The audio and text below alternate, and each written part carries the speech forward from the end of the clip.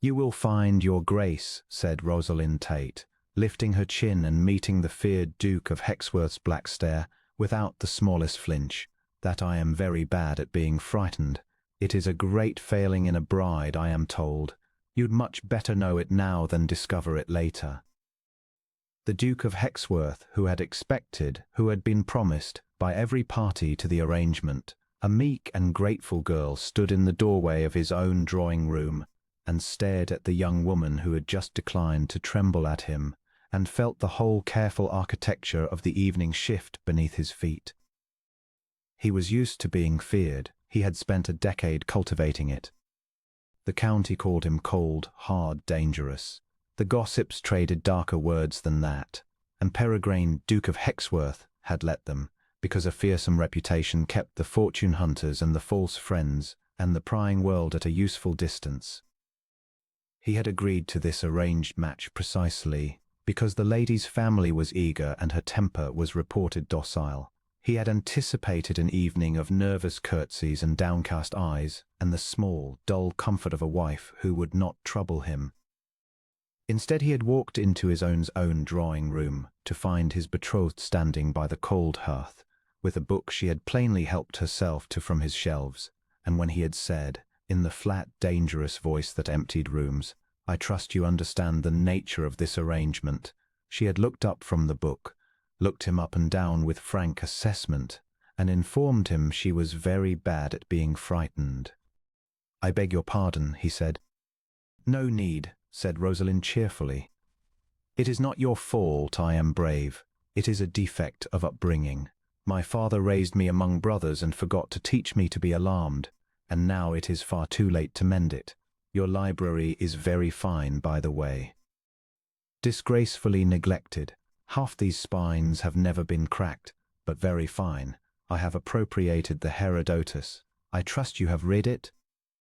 "I have read it," said the Duke, who had not, in fact, opened it in 15 years. "Have you?" said Rosalind, with a small sceptical smile that told him she did not believe a word of it, and the Duke of Hexworth, feared across 3 counties, felt his face grow unaccountably warm. He had thought to master her in an evening. By the end of the first week, he had revised the estimate to a month. By the end of the month, he had given up estimating altogether. She challenged him at every turn.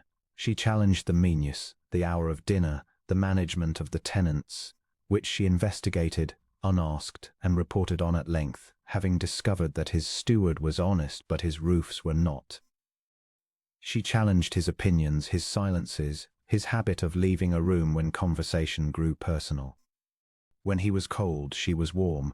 When he was silent, she filled the silence with talk, dry and quick and entirely unafraid. When he tried, once the flat, dangerous voice that had quelled grown men, she had set down her teacup and said, "Oh, do put that way, your grace, you'll strain something. It does not work on me, and we shall both feel foolish if you keep trying." He had not known what to do. No one had ever told him to put it away. The voice was the chief instrument of his life, and she had dismissed it like a child's tin trumpet. What unsettled him most was that he was not, in fact, unsettled in the way he should have been. He was a man who guarded his peace like a miser, who had arranged his whole existence to keep the world at the cold remove he required, and the world, in the shape of one fearless young woman with his neglected Herodotus under her arm, had walked straight through every defense he owned and begun, briskly, rearranging the furniture. And he found, to his profound confusion, that he did not want her to stop. He found himself looking forward to dinner. He found himself, on a wet afternoon, seeking her out in the library, his own library into which she had moved as though it had always been hers, under the pretext of fetching a book he did not need, only to argue with her about the Greeks, and discovering halfway through that he was enjoying himself more thoroughly than he had in 15 years. "You disagree with me on purpose," he accused her. Across the chessboard, they had fallen into the habit of leaving set up between them. "I disagree with you because you are wrong," said Rosalind, taking his bishop with a small flourish, which is not the same thing, though I grant it produces a similar feeling in the wronged party. You ought to have moved your queen 3 turns ago. You play chess the way you run your life, your grace. You defend everything and risk nothing, and so you are perfectly safe and perfectly stuck. Check, by the way.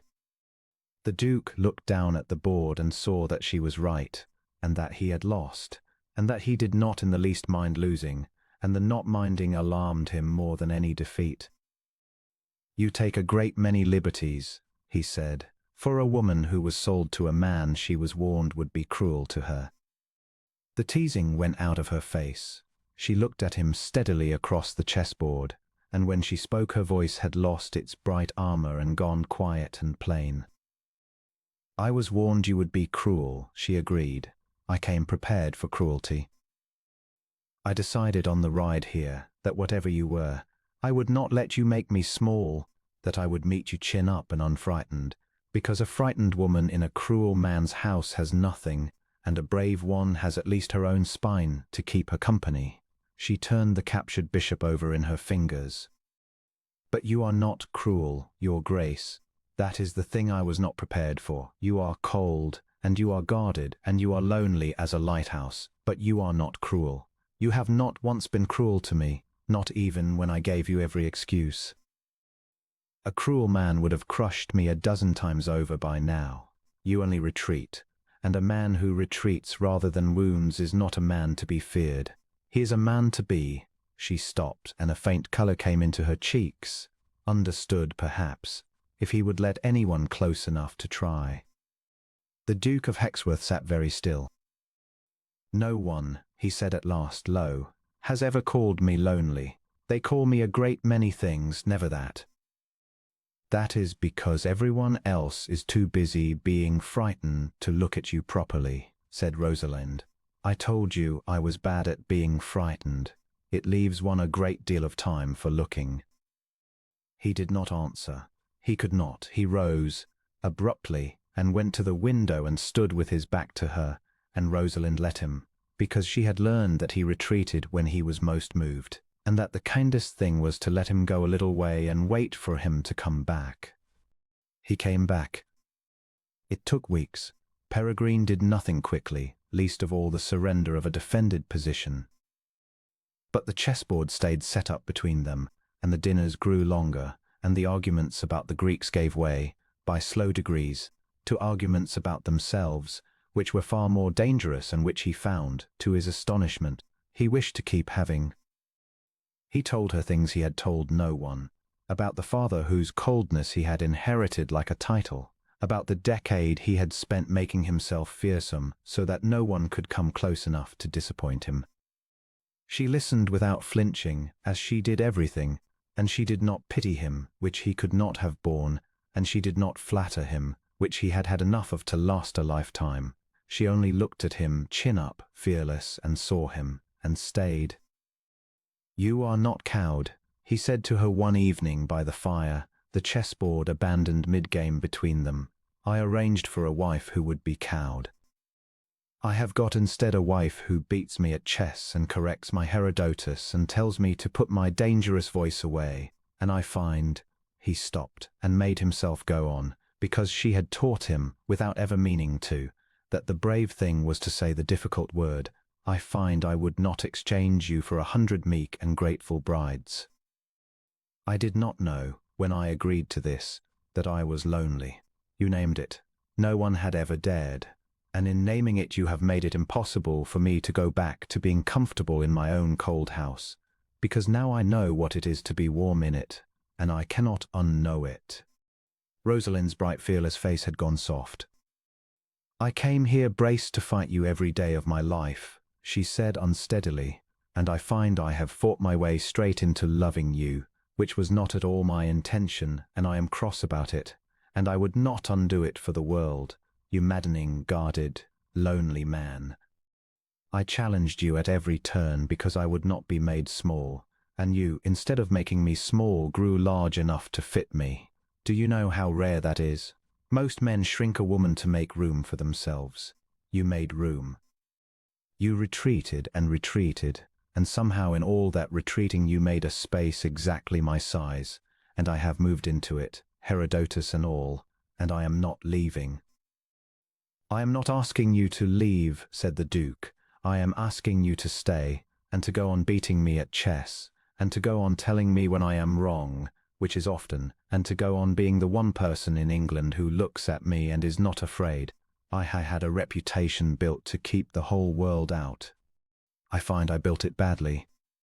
It let you straight in." He reached across the abandoned chessboard and took her hand, the first time he had touched her with anything but the formality of the arrangement, and turned it over, and held it as though it were the most precious thing in his cold house, which he had come to understand it was. "Marry me again," he said. "We are married already, I know, but we married as strangers and as a bargain, and I should like to do it again in my heart, freely, as a man who has been beaten at chess by the woman he loves and has never in his life been so glad to lose." She laughed, and it was unsteady, and there were tears in it. "You absurd creature. Yes, 100 times yes, though I warn you, marrying me twice does not mean I shall let you win at chess even once." "I should be insulted if you did," said the Duke of Hexworth, and lifted her hand to his lips. And for the first time in a decade the feared, cold, dangerous man smiled, a real smile, slow and astonished and entirely unguarded, the smile of a lighthouse that has discovered, after long years of warning ships away, that one fearless soul has sailed straight in and decided to stay. They were happy after that, in a manner that scandalized the county, which had so looked forward to the spectacle of a crushed and frightened duchess, and was obliged, instead, to watch the dreaded Duke of Hexworth laugh aloud at his own dinner table at something his wife had said, and lose at chess to her nightly without the smallest sign of resentment, and follow her about his vast cold house, turning it warm room by room. The fearsome reputation fell away from him like a coat he no longer needed, and he did not miss it, because the thing it had been built to prevent had happened anyway, and had turned out to be the saving of him. Years on, Rosalind found a note in his hand pressed inside the cover of the neglected Herodotus she had appropriated that first night. She had gone to it for a quotation, and there it was, in the cramped, careful writing of a man who did not give his feelings away lightly. She read it standing in the library that had become so wholly hers, and her eyes filled. "To the wife who would not be frightened," it said. "You walked into a cold house and a colder man, chin up and unafraid, and you challenged me at every turn. And every turn you won me. I built a life to keep the world out. You alone I could not keep out, and you alone I cannot do without. Stay and argue with me and beat me at chess all the long years, for I was never truly alive until a brave girl told me to put my dangerous voice away, and meant it, and stayed to make sure I never picked it up again. I am yours, fearless one. I always was. I only needed checking into it,